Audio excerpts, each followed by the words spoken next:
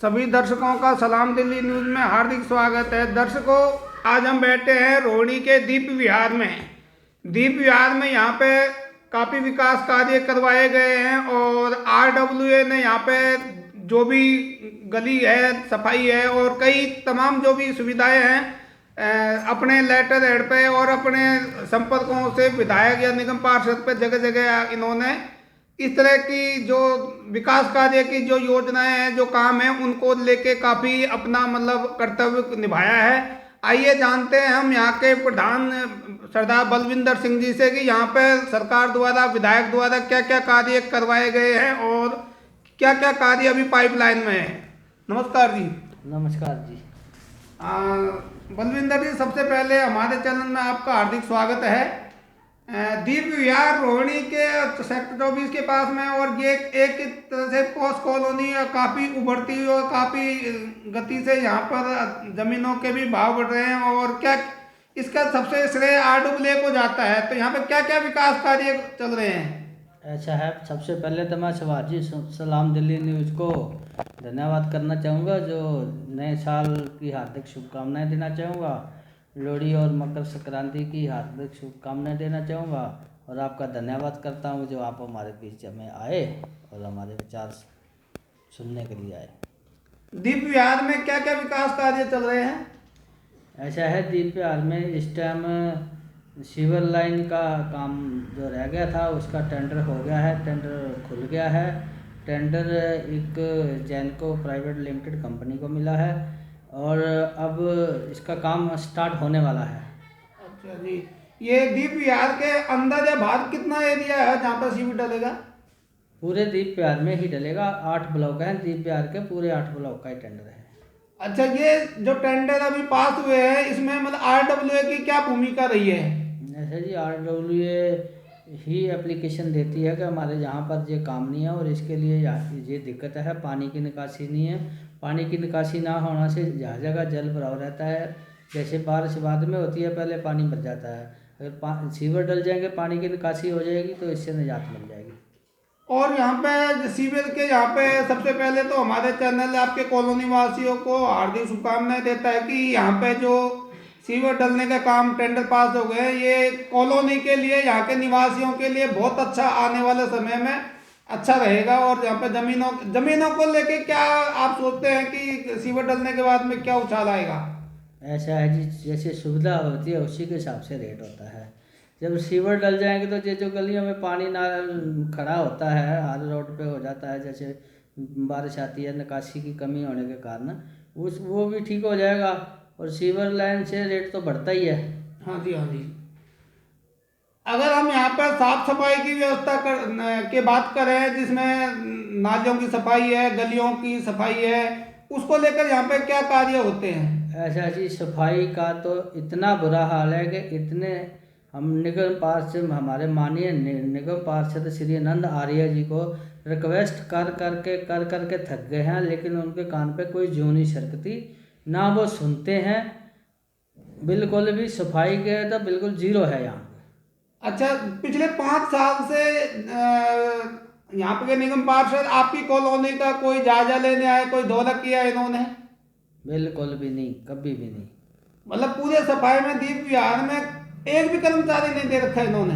कर्मचारी दे रखे हैं। हाँ जी। लेकिन उन कर्मचारियों को बोल के वहाँ से भेजते हैं कि जहाँ पे वो पार्टीबाजी के हिसाब से काम कर रहे हैं, वो कॉलोनी की सेवा के हिसाब से, जहाँ निगम पार्षद सबका होने के नाते नहीं कर रहे, वो सिर्फ पार्टी लेवल पे काम कर रहे हैं कि यहाँ पर हम बीजेपी के हैं तो मैं तो खैर किसी पार्टी में नहीं हूँ, मेरे तो जो काम करेगा उसके साथ हूँ मैं। हाँ जी, हाँ जी। मेरी कोई पार्टी नहीं है, ना मैं किसी पार्टी के साथ बिलोंग करता हूँ। हाँ जी, हाँ जी। अगर कोई पार्टी अच्छा काम करती है तो हम उसके साथ हैं हमेशा के लिए। लेकिन ये निगम पार्षद जी वहाँ से समझा के भेजते हैं, भाई वो फलाना हमारा बीजेपी का आदमी है, उसके घर के आगे सफाई करनी है, दूसरा आम आदमी पार्टी का, उसके आगे करनी। इसलिए मैं कहना चाहता हूँ कि मैं प्रधान हूँ, इसलिए प्रधान हूँ, मैं किसी पार्टी का नहीं हूँ। जो काम करेगा, अगर आज निगम पार्षद जी बीजेपी के हैं तो भी मुझे उनके पास जाना पड़ता है, कल आम आदमी पार्टी के होंगे तो भी मुझे जाना पड़ेगा, कल कांग्रेस के होंगे तो भी मुझे जाना पड़ेगा। मेरी कोई पार्टी नहीं है, मैं कॉलोनी के लिए काम करता हूँ, कॉलोनी में जो सहयोग करेगा मैं उसके साथ हूँ। दीप विहार रोहिणी के बीच में एक कॉलोनी, अच्छी कॉलोनी बनी हुई है और यहाँ पे सुरक्षा को लेके क्या इंतजाम किए गए हैं पुलिस द्वारा? ऐसा है, अभी फिलहाल तो पुलिस भी समझ लो कि कंस्ट्रक्शन के पैसे इकट्ठे करने के लिए आती है। हाँ जी, हाँ जी। बाकी तो जो हम लोगों ने खुद कैमरे लगवा रखे हैं सुरक्षा के लिए, हाँ जी, जगह हाँ जी। जगह पे पुलिस वालों को इन्फॉर्म करते रहते हैं, बेट अफसर को फ़ोन करते हैं, भाई देखो यहाँ चोरी की वारदातें होती है। और आगे आने वाले टाइम में जैसे सीवर लाइन का काम हो जाता है तो हम केजरीवाल जी से रिक्वेस्ट करेंगे, उनकी सरकार के रहते हमारे यहाँ पे जो एंट्री गेट हैं लग जाएं, सारे जितनी भी एंट्री है सब पे गेट लग जाएं। हम अपनी तरफ से पूरी कोशिश करेंगे कि जहाँ तो RWA को फंड दें, RWA लगवाए, नहीं तो खुद अपने फंड से लगवा के दें। अच्छा बलविंदर जी, पिछले दिनों आप यहाँ पे एक बहुत बड़ी घटना हुई थी अवैध कब्जों को लेकर। तो अवैध कब्जों को जो प्लॉट होते हैं उन पे कब्जा करने के बारे में कुछ कहेंगे? ऐसा है, अवैध कब्जे की कोशिश की थी लेकिन हमारी RWA ने, समस्त RWA ने उसका विरोध किया, उसकी कंप्लेंट भी की, थाने वालों को इन्फॉर्म करा, दिल्ली के जितने भी मतलब दिल्ली डेवलपमेंट अथॉरिटी को लेटर लिखा, DDA के LM के जितने भी एक्शन JE हैं सबकी नॉलेज में डाला। यहाँ तक कि इस टाइम विजिलेंस इंक्वायरी चल रही है, उसमें जो सच्चाई है वो बिल्कुल सामने आ जाएगी। पूरी कॉलोनी में जैसे इस तरह में विकास कार्य हैं और यहाँ पे बहुत सारे प्रॉपर्टी डीलर भी हैं, बिल्डर भी हैं, उनमें से और यहाँ के स्थानीय लोग हैं, उनमें आपको सहयोग मिलता है? देखो जी, बिना सहयोग के कोई प्रधान तो बनता नहीं। हाँ जी, हाँ जी। कॉलोनी वालों का सहयोग मिलता है जब भी तो मैं प्रधान हूँ। हाँ जी, हाँ जी। नहीं तो मैं तो कहता हूँ जो सेवा मैंने भी करी है, बहुत साल करी है, कोई दूसरा भाई भी करना चाहे तो उसका स्वागत है। हाँ जी। महिला सुरक्षा को लेकर यहाँ पे क्या व्यवस्था है की गई है कॉलोनी में? जो महिलाएं जैसे आजकल जैसे जगह जगह दिल्ली सरकार द्वारा जहाँ पे अंधेरा होता है, डार्क स्पॉट होता है, वहाँ पे कैमरे लगाए थे, लाइट लगाई जाती है, ऐसी कोई व्यवस्था तो है यहाँ पे? ऐसा है, दिल्ली सरकार की तरफ से अभी कोई कैमरा नहीं लगा। कैमरों के लिए हमने एप्लीकेशन दी है, एक बार उद्घाटन जरूर हुआ था कैमरों का, लेकिन एक भी नहीं लगा। बाकी जो लाइट की है, लाइट में LED लाइटें लगी हैं घरों के आगे दिल्ली सरकार की तरफ से, और कुछ जो लाइटें ख़राब हैं उनके लिए हमने एक एप्लीकेशन में दी MLA साहब को, बाकायदा उनको याद भी कराते हैं। तकरीबन 2 दिन 3 दिन बाद मेरी बात होती रहती है इस विषय में। अच्छा, इस समय कोरोना काल अपनी तेज गति से बढ़ रहा है और रात का कर्फ्यू है और साथ में वीकेंड के भी सैटरडे संडे के कर्फ्यू लगा हुआ है। आने वाले समय में पता नहीं क्या क्या नजरिया रहेगा, क्या सिचुएशन रहेगी। ऐसे में आप क्या यहाँ पर निर्माण कार्य जो मजदूर है या जो गरीब तबका है उनके लिए क्या कहना चाहेंगे?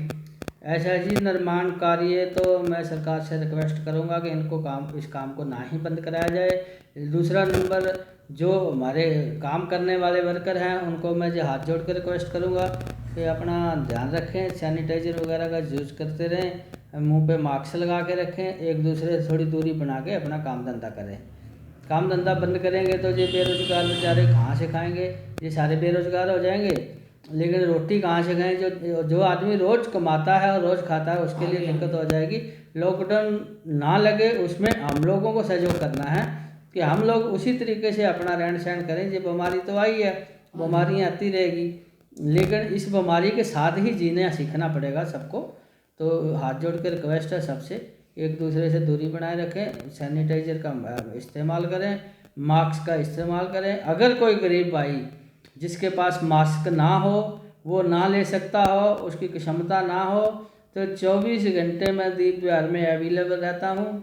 मेरे को बता के मेरे से मास्क, सैनिटाइजर दोनों चीज़ ले सकता है। इस चीज़ के लिए मैं हमेशा सेवा करने के लिए तैयार हूँ।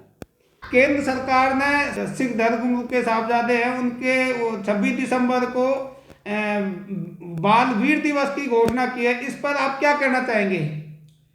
इसके लिए मैं केंद्र सरकार का बहुत बहुत आभारी हूँ, अपने सिख धर्म की तरफ से, अपने सिख कौम की तरफ से, क्योंकि कम से कम चलो टाइम पर ही सही, पहले ना करके लेकिन दिन के दिन अगर फिर भी करा है तो बहुत बड़ी बात है। सोचा है इसके बारे में, मैं बहुत ही हार्दिक धन्यवाद करता हूँ अपने देश के प्रधानमंत्री जी का, क्योंकि हमारी इस हिंदू और सिख ये अलग नहीं है, एक ही कौम है। ये जो पूरे हिंद की चादर और पूरे हिंदुस्तान के लिए और पूरी कौम के लिए लड़ाई लड़ी गई थी, उसमें दो साहिबजादे जो बड़े दोनों साहिबजादे थे, जोरावर सिंह, फतेह सिंह, दोनों जंग में शहीद हो गए थे। लेकिन उन्होंने अपना जो धर्म, जो अपना कौम है, इसको दाग नहीं लगने दिया।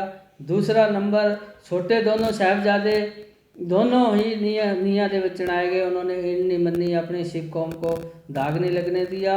और इसीलिए वीर दिवस जो 26 दिसंबर को आगे से मनाया जाएगा, उसके लिए मैं प्रधानमंत्री जी का तहे दिल से अपने सिख कौम की तरफ से और पूरे देश की तरफ से उनका धन्यवाद करता हूँ। बहुत अभी नया साल है, लोहड़ी है और मकर संक्रांति है, हमारे दर्शकों को क्या कहना चाहेंगे? ऐसी लोहड़ी है, मकर संक्रांति है, इस सब की मैं सब को हार्दिक शुभकामनाएं देता हूं। और मैं कहता हूं इसको भी इसी तरीके से मनाएं ताकि एक दूसरे दूरी बनाए रखें, मास्क पहन के रखें, बीमारी से बचें और अपना सेलिब्रेट करें।